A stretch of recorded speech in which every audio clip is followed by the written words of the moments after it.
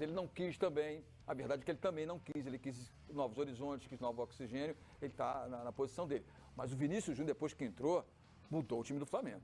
Passou a ser o cara referente. E hoje, E o Everton mudou. fazendo falta. Exatamente. E o Everton mudou o time do São Paulo. Mas também está fazendo. Mas eu aqui, particularmente, eu acho que o Flamengo deixou escapar mas apostou no Vinícius Júnior. Se ficasse como eles estavam pretendendo mais uma temporadinha, ia infernizar ainda mais a defesa do adversário. Eu e o Zinho estávamos ontem lá no Maracanã, vimos bem de perto, foi um jogo muito legal, o Maracanã estava lotado, torcida empolgada, grande número de São Paulinos também, torcida do Flamengo lotou o Maracanã, quase que comprou todos os ingressos que estavam disponíveis, foi um grande espetáculo e deu São Paulozinho. Qual é a sua leitura aí do jogo de ontem? Olha, o gol eu nem consegui ver, porque, assim, é muito legal, agradecer o carinho da torcida do Flamengo, né? Mas acabou o primeiro tempo, eu fui lá dentro. Muitas fotos. Aí juntou uma galera, eu tava ali tirando foto, dando atenção, dando autógrafo. E aí só vi aquele barulho ali de uma torcida menor. Aí eu falei, gol do São Paulo. Aí cheguei ali, aí os nossos filhos, né? O João Felipe e o Heitor, que foi muito legal, né? Porque hoje a gente vive num mundo que essa criançada, essa molecada tá vendo muito Chelsea, Barcelona, Real Madrid, porque tá muito exposto na mídia, né? Sim. Mas foi muito bom, porque os nossos filhos, quero ir no Maracanã, eu quero ver o Maracanã lotado é um espetáculo. Então, lindo, né? Isso foi uma coisa muito legal. A gente chegou no Maracanã e os nossos filhos, assim, não sabia se comia um cachorro quente, você ia lá. Garotada da perdidinha de alegria. Aquela atmosfera. Isso me deixou muito feliz e foi um momento diferente, né? Porque eu estive muito ali dentro jogando. E agora poder viver isso com meu filho, tudo, com amigos, é uma sensação muito gostosa. Agora, o jogo...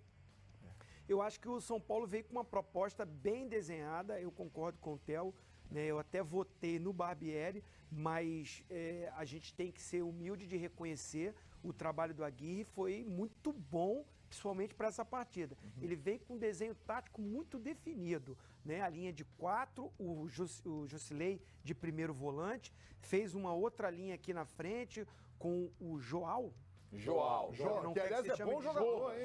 Rapaz, bom jogador, equatoriano. Bom jogador, habilidoso, vai pra cima, volta, recompõe, né? O Everton pelo lado esquerdo. Eu sou fã, eu gosto do Everton, sempre elogiei. E aí fica ali o Nenê, o Hudson e mais o Diego Souza, que também retorna. Então tá arrumadinho São Paulo, hein? Bem montado, tem válvula de escape, quando rouba a bola. Sim, não veio, ficou só na defesa. Eu vi as entrevistas depois do jogo. A proposta, o São Paulo foi só se defender. Não, se defendeu, mas no primeiro tempo, o São Paulo criou oportunidade para fazer Flamengo, gol. né, no primeiro tempo. O Flamengo teve a posse de bola, o Flamengo propôs o jogo, o Flamengo tomou iniciativa, mas no primeiro tempo, tirando aquela bola na trave, que foi uma bola parada, muito bem cobrada pelo Diego. O Paquetá desviou. O Flamengo não teve chance clara. O São Paulo criou, não teve a posse de bola. Né? Não teve o domínio de jogo, mas teve as melhores Será que é o novo chances. futebolzinho? Porque na Copa do Mundo a gente viu isso também. Agora, no segundo bola tempo... parada dominou. Não, porque quem teve menos posse de bola acabou vencendo na maioria das vezes. No segundo tempo, o São Paulo fez o gol. Aí, realmente, o São Paulo recuou muito. Mas teve problemas. Jusilei saiu do jogo, né? Eu achei o time do São Paulo sentindo muito mais fisicamente do que o do Flamengo. O São Paulo... Não sei se também foi aquela coisa de fazer uma cerazinha. Eu achei que foi exagerado. O juiz podia cobrar mais, dar um cartão. Foi fraco. E o Barbieri falou isso depois do jogo. Foi fraco. Porque o São Paulo, tudo bem, esperto, inteligente, segurou, valorizou, mas estava exagerado como caiu. Ou fisicamente sentiu mais o jogo que o Flamengo. O Flamengo dominou o segundo tempo, aí sim criou oportunidade, e aí eu concordo. O Uribe está estreando, está começando, mas a função dele é diária, ele perdeu 3 chances. E a pior para mim não foi aquele do rebote, não. Foi aquele entrou pela direita, cara a cara ali, o atacante chuta pro gol. Ele quis servir o Guerreiro, que para mim foi um jogador nulo no jogo. Gosto muito do Guerreiro, mas não participou, não criou oportunidade, tempo de bola ruim, né? Achei até que ele tinha que sair do jogo, que ele poderia ser substituído. Não gostei das alterações também do Barbieri, que é uma revelação, um baita de um treinador, mas ele colocar o Trauco, tirou o Rômulo, botou o Trauco aberto pela esquerda.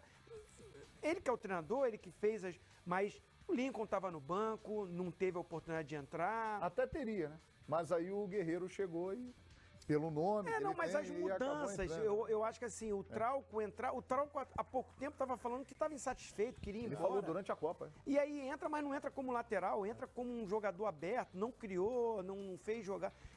As substituições não surtiram efeito. O menino também, o Matheus Sávio, que entrou, até tentou fazer algumas jogadas, mas não foi efetivo o ataque.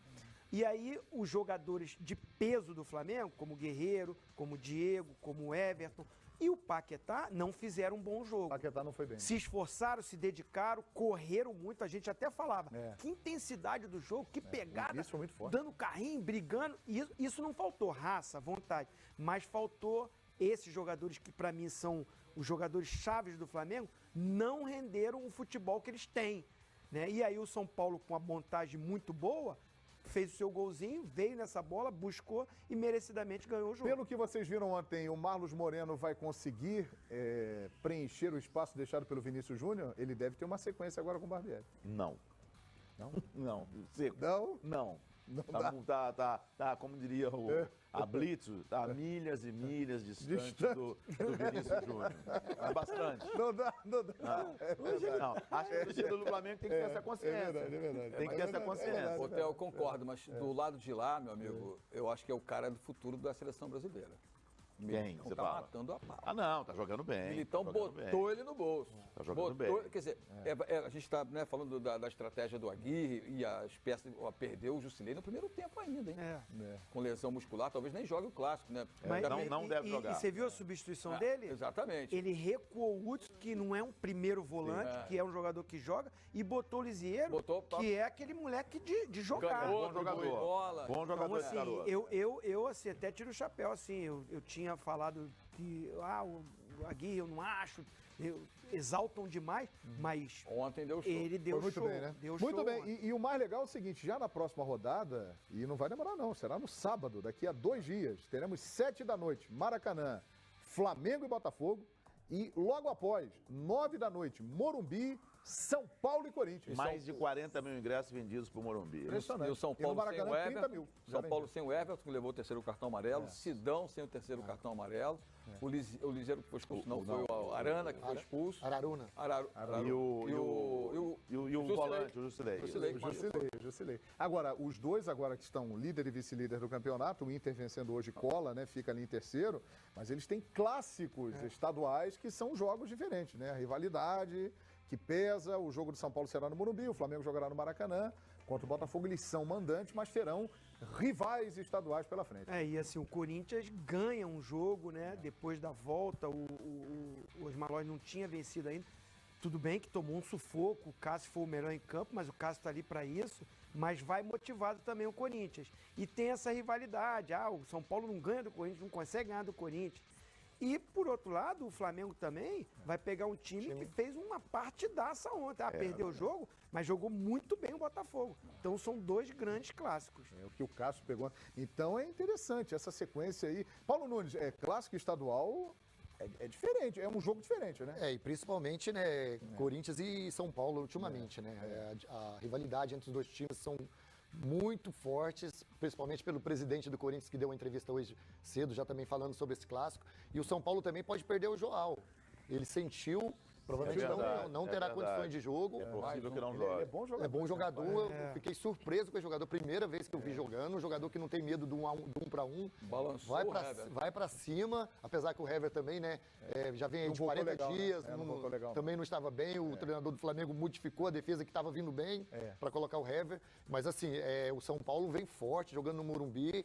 O Corinthians ganhou do Botafogo, mas o Cássio foi 90, como você diz, Cássio 2. Cássio 2, Botafogo. Botafogo 0. Gostei muito do Botafogo, apesar do treinador ter começado com o João Pedro, né, que entrou no lugar do Pimpão. O Pimpão modificou depois, no segundo tempo, a equipe do Botafogo. Botafogo bem, tomou um gol muito rápido também no jogo, mas teve condições até de empatar. Não teve a felicidade de ter um matador para fazer esse gol. É isso aí, daqui a pouquinho vamos falar dos clássicos de hoje e vamos lembrar também como foi esse Corinthians-Botafogo, as defesas incríveis do Cássio. Muita gente falando, o Cássio estava lá na Copa, deveria ter sido titular. Daqui a pouquinho a gente fala sobre isso aqui no Expediente. Vamos lá no Ninho do Urubu, porque o líder do Campeonato Brasileiro já se reapresentou. já trabalhou. A frase continua valendo, Álvaro Loureiro. Segue o líder. Só que agora o Flamengo olha no retrovisor e já vê São Paulo, né? Atlético Mineiro chegando ali. Tudo bem, Álvaro? Olá, João, muito boa noite para você, para os amigos daí da mesa, para quem acompanha o Expediente Futebol. Agora o pessoal está seguindo um pouquinho mais de perto, né, João? Hoje o Flamengo se reapresentou aqui no CT Ninho do Urubu, como você disse, já trabalhou depois da derrota para o São Paulo, apenas a segunda derrota do Flamengo nessa edição do Campeonato Brasileiro. Claro que não era o que os torcedores esperavam, o Maracanã cheio, o Maracanã bonito, o torcedor esperando, né, para fazer uma grande festa, mas o São Paulo estragou a noite rubro-negra. A gente lembra que a primeira derrota do Flamengo nesse Campeonato Brasileiro havia sido contra a Chapecoense, fora de casa, num jogo em que o Flamengo usou o time alternativo, um time reserva. Então foi a primeira vez que o Flamengo perdeu com o seu time titular nessa edição do Campeonato Brasileiro. Nesta quinta-feira aqui no CT Ninho do Urubu, só os reservas vieram a campo, né? O Maurício Barbieri comandou a atividade aqui no gramado do CT Ninho do Urubu. Os titulares ficaram na parte interna do CT, fazendo academia, fazendo aquele treino regenerativo. É o Flamengo já pensando na sequência do Campeonato Brasileiro. Tem pela frente no próximo sábado, às 7 da noite, no Maracanã, o Botafogo Clássico Carioca. E o Flamengo vai ter aí 2 retornos importantes, né? 2 jogadores que cumpriram suspensão automática contra o São Paulo, o volante colombiano Cuéllar e também o Henrique Dourado, 2 jogadores que vinham sendo titulares antes da pausa para a Copa do Mundo.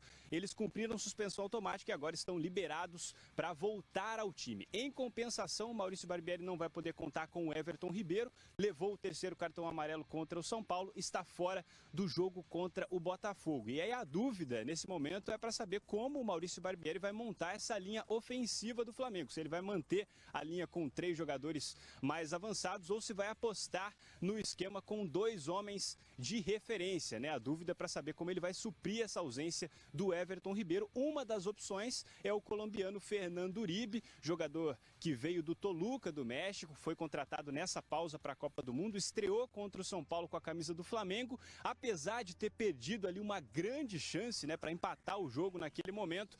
O técnico Maurício Barbieri elogiou bastante a atuação do Uribe e ele pode pintar como opção, como titular nesse time do Flamengo para o jogo contra o Botafogo. Fica aí a dúvida, Henrique Dourado, Paulo Guerreiro, que foi titular, ou então Fernando Uribe, se ele vai jogar com 2 desses 3 jogadores no comando do ataque do Flamengo.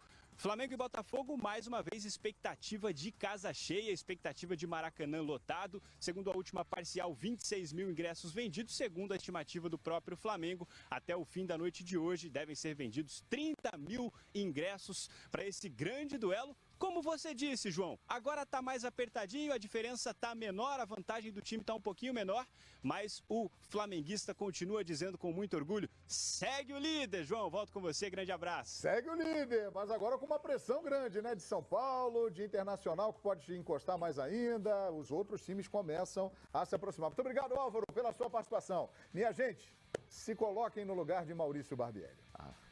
Guerreiro jogou, Uribe estreou, entrou no decorrer do segundo tempo. Henrique Dourado volta de suspensão. Os 3 estão disponíveis para sábado. E aí, o que vocês fariam? Bem simples. Se a gente for lembrar, o último jogo do Flamengo antes de começar a Copa foi contra o Palmeiras. Foi. Palmeiras. E ele estava no banco, pro Viseu. Ele começou no banco aquele jogo. O Viseu estava entrando, fazendo gol. Aí foi para aquele jogo, ele ficou no banco e o Viseu que jogou como titular. Então, e outra, o Guerreiro ontem, eu falei, gosto do Guerreiro, é bom jogador, mas não fez um bom jogo ontem. Não fez um bom jogo e poderia, sim, ele ousar e tirar. Não é porque tem nome que não pode sair do time. Para estratégia de jogo, você não está jogando bem, vou mexer aqui, vou fazer ali. Então ele não tirou o Guerreiro do jogo ontem. Então com certeza o Guerreiro vai começar o jogo como titular. Esse eu acho que é o grande problema do Barbieri, Paulo. Porque quando o Barbieri pegou o time do Flamengo, não tinha muita opção não, o time titular estava definido. Aí o Barbieri só colocava quem ficava no banco, não reclamava. Agora o Hever voltou, já foi titular. É. A defesa estava melhor sem o Hever. Tava. Agora o Dourado quer voltar. Agora não, sou titular. Ele vai tirar o Guerreiro, porque ele fala, opa, então agora o Barbieri, além da parte tática, ele vai começar a trabalhar o grupo. E o grupo, como é que vai aceitar isso? E ele Esse foi é o efetivado problema. agora, né? Eu me lembro que o Roger, uma vez conversando, o Roger Machado, ele virou e falou assim, um treinador, ele tem duas escalações, que são momentos difíceis. Quando ele escolhe os jogadores que vão concentrar e depois quando ele escala o time. Se você tem um grupo muito grande, fica mais difícil, porque muita gente vai ficar insatisfeita. Então eu vejo que o grande problema do Barbieri agora é exatamente definir o grupo e quem sentar no banco aceitar de uma forma tranquila. Porque eles olham para ele e falam assim, esse garoto aí... E o grande problema, Theo, estávamos ontem no Maracanã e aparece normalmente a escalação no telão. Então apareceu lá, Diego Alves e tal, Paquetá, muito comemorado, Diego, muito comemorado. Quando apareceu o Guerreiro, rapaz, parecia que tinha aparecido o Zico no telão. O estádio veio abaixo.